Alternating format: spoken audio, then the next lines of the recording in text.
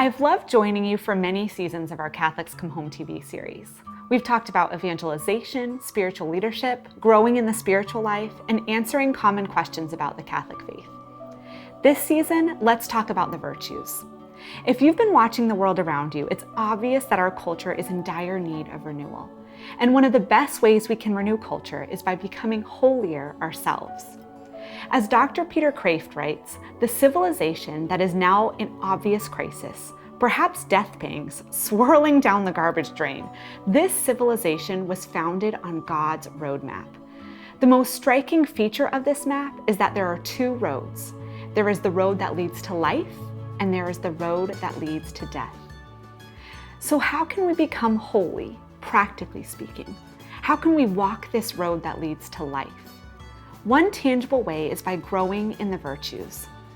According to the Catechism of the Catholic Church, a virtue is an habitual and firm disposition to do the good. It allows the person not only to perform good acts, but to give the best of himself. The virtuous person tends toward the good with all his sensory and spiritual powers. He pursues the good and chooses it in concrete actions. I love this catechism quote. Virtues help us do good, and the more we practice virtue, the more we find ourselves chasing after this good with everything we've got, all of our passion and energy and being.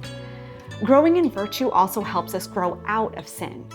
The more we practice doing good, the less we habitually sin and practice vices.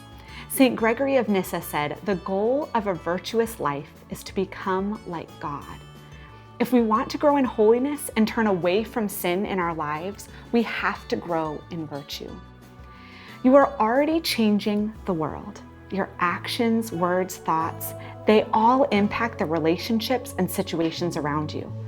If we are already changing the world just by living in it, let's change it for the good. Let's grow in the virtues.